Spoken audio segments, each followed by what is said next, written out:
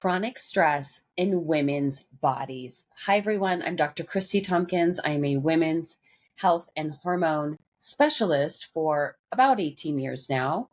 And this is a really crucial topic. I've spoken about this before in different social media platforms. I've written about it, I've talked about it on podcasts. And I feel like it's a problem that is continuing to grow based on what I'm hearing from my female clients, from friends, family members, other colleagues, and of course what I see on social media as well.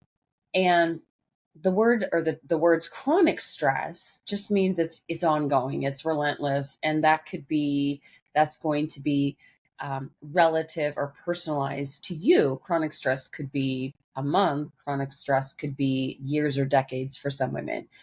And so when it comes to the stress response, stress is inevitable, stress is normal, and actually a little bit of stress is actually healthy for you. And it depends on the form of stress. You've got emotional stress, psychological stress, which is the most common.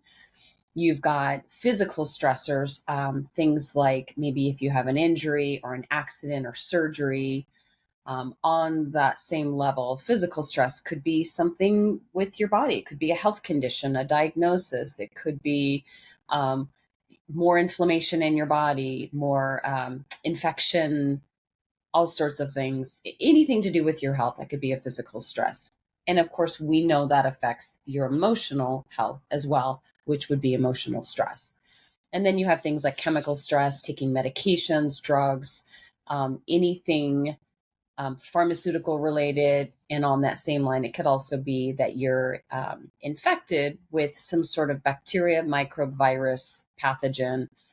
And again, that's going to affect your physical health and your emotional health. So it's all connected. Stress is stress. It's basically when your immune system is overreactive, more so on the overprotective, over defensive.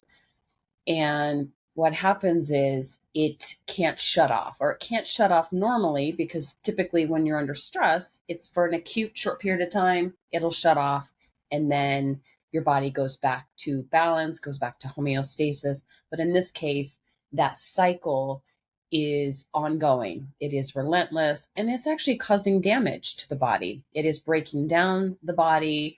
It is catastrophic, catabolic. It's breaking down the body to the point where things are weakened and your cells change and so forth. So it actually sets you up for even further health problems and health consequences down the road.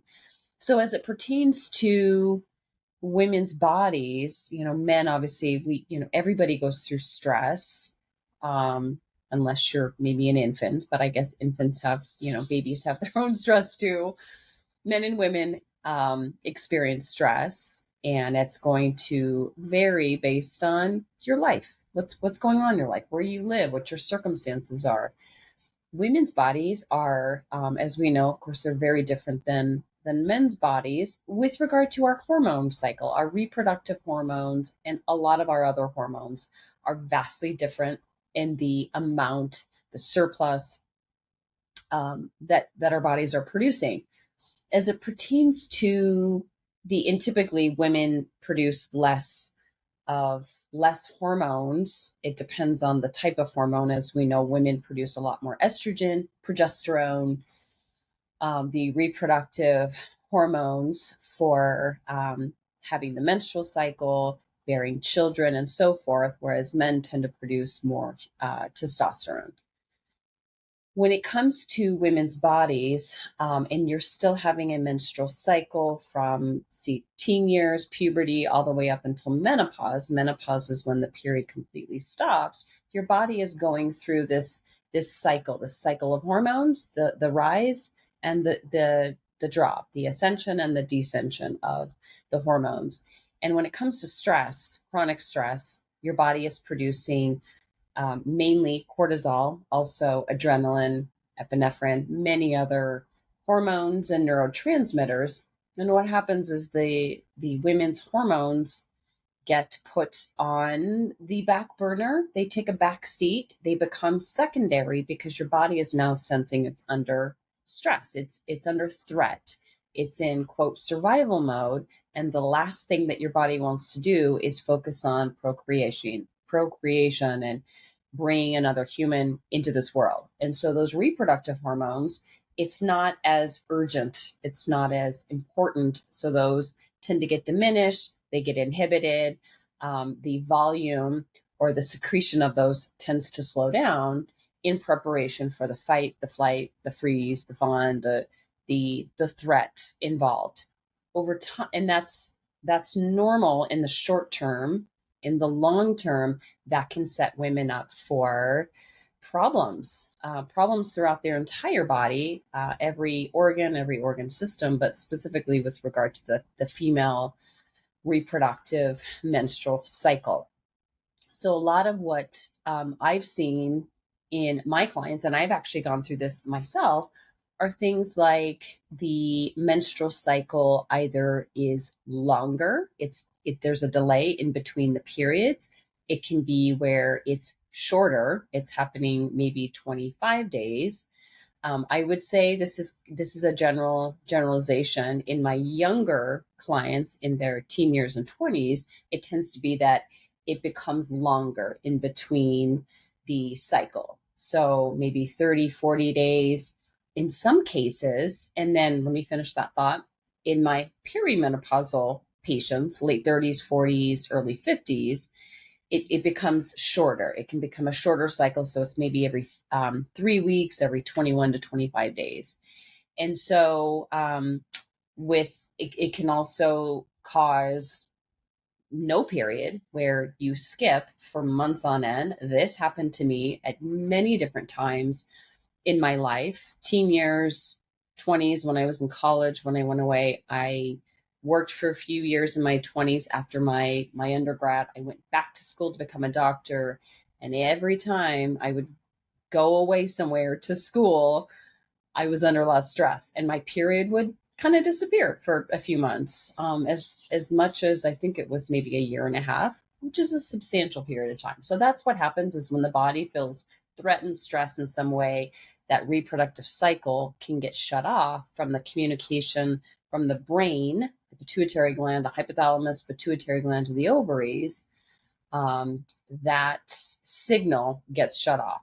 For some women, and my period did eventually come back through the support of seeing a naturopathic doctor, other healthcare providers that were able to help me, acupuncture care and so forth. So I was able to get it back into rhythm again, into the normal cycle.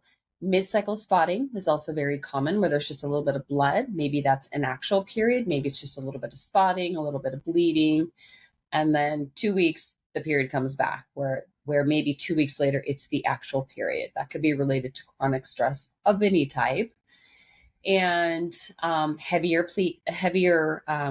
bleeding, heavier periods. It could be lighter periods, more severe PMS symptoms, more cramping, more pain, more bloating, more fatigue, more brain fog, more mood swings. PMS just means premenstrual syndrome. So it's the 7 to 10 to 14 day window of time between ovulation, when the egg is released in preparation for fertilization, no conception is created. And so then you get a cycle 2 weeks later. So PMS is just the 7 to 14 day window of time before your period. And a lot of women get some PMS symptoms to some degree, whether it's physical discomfort, bloating, maybe gut symptoms, and then the period arrives. That window of time can become more severe. PMS, migraine headaches, aches and pains, as I just mentioned, maybe gut changes, mood swings, and so forth. As it pertains to perimenopausal patients, or perimenopausal women, which is between the ages of 35 and 55, that can be things like, as I mentioned a little bit ago, maybe a shorter cycle. Maybe it's every 3 weeks now. Maybe it's every 21 days, 21 to 25 days. It could be maybe a little bit more hot flushes if you're starting to have those, maybe a little bit more night sweats. Insomnia is a big symptom of chronic stress in anybody, but especially for perimenopausal women, because what happens is for perimenopausal women, the progesterone's already starting to drop anyways in preparation for menopause. That's probably the first reproductive hormone to drop. And then what happens is because of chronic stress, that cortisol is now further inhibiting the progesterone, which then can just cause even more PMS symptoms, insomnia, mood swings, irregular menstrual cycle, headaches, if I didn't already say that, a whole assortment of symptoms that women might be experiencing or starting to experience might be getting worse. Weight gain is another common symptom. Again, probably a little bit more common in in women that are perimenopausal, late 30s, 40s, early 50s. And so weight gain, belly fat, again, that's also common. Naturally, as the reproductive hormones are shifting, women typically get more body fat storage in their abdominal region.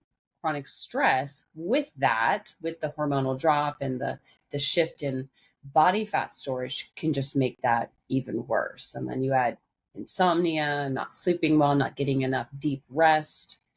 That can also lead to more cortisol and more belly fat storage. And so with chronic stress, your body is producing a lot more cortisol and epinephrine or adrenaline and other things. And so what can happen is there's more cravings for caffeine, cravings for sugar, cravings for refined carbohydrates or starchy carbohydrates like breads, chips, crackers. For some women, it's sweets. For some women, it's salty.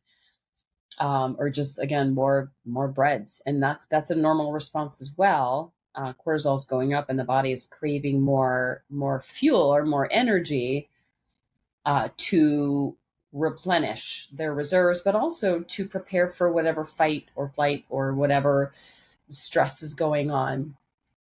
That can affect weight as well. With more stress, there's a lot more insulin produced because of increased cortisol. Potentially, there's more of a surge of released carbohydrates or released glucose, stored glycogen, and that can lead to more insulin, more body fat. It's all connected.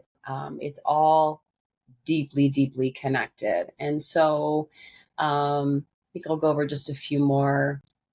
Thyroid is another one. Your body produces this beautiful thyroid gland here. Your body produces T4 mostly from the thyroid gland, communication to the gland. That conversion of T4 into T3, the active form, T3 tends to be more that metabolically active form of thyroid hormone. That volume also turns down. That conversion doesn't happen as readily because your body's not going to raise your metabolic rate in preparation for if your body is in survival mode, it's not going to increase metabolism. It's going to be conservative and is going to try to conserve a lot of that energy. So that conversion slows down. So now you've got a subclinical or a mild form of hypothyroidism, low thyroid, until the threat is gone and your body can go back into balance. And then that conversion can happen more easily. Again, that's going to be based on your activity level, your diet, your age, everything. So what are some things that you can do? This list is infinite, and it really is going to be based on your personal preference and what really feels most aligned to you or feels most right. Again, stress is inevitable, and I think a lot of us go through phases in our life where it's a lot more stressful and where it's just more of a moderate, consistent, low grade or low level of stress. If it's severe stress, depending on, everybody has their own stress threshold or stress tolerance. It's really going to be dependent on what works best for you. I know for a lot of people, myself included, getting some form of physical movement, whether it's weightlifting, walking, trail running, swimming, aerobics, dancing, some kind of physical movement that literally kind of resets your nervous system That's also another really important aspect here, is that when your body's under chronic stress over a period of time, your nervous system becomes dysregulated. It's not the normal acute stress, and then you go back to normal acute stress. It's kind of ongoing. That survival is just, it's a little bit too normal, and your body is not designed to be in survival mode. It really isn't. And so the nervous system dysregulation sets in, and that creates all those cascade of symptoms that I just mentioned. Gut health is another one that gets adversely affected, malabsorption of your nutrients, stomach ulcers, irritable bowel syndrome, brain fog, all sorts of other things. So when it comes to support in regulating the nervous system as best you can, or supporting nervous system healing, there are lots of things that you can do. As I mentioned, exercise that can reset everything, as long as that's not an extraordinarily stressful form of exercise, like an Ironman triathlon or some sort of like long distance race. Maybe I wouldn't do that if your body's under chronic stress, but something to get your body to excrete a lot of the excess cortisol that's being secreted throughout your body, and replenish your reserves. Making sleep a priority, sleep hygiene practices, making sure that you're going to bed at a reasonable hour and giving your body that sleep and that rest, and getting off of your devices before you go to bed. Herbal tea, music. I love listening to really, really calm meditative music, 432 hertz. I just go to YouTube, 432 hertz, and I just put in some really calm music. Meditation. If you are a consistent meditation practicing human being, that's going to be great for you. I love meditation. It's been a game changer for me in the last 3 years. Sometimes it's a longer meditation. Sometimes it's a shorter one that's 5 or 10 minutes. Sometimes it might be an hour. Yesterday I did an hour meditation.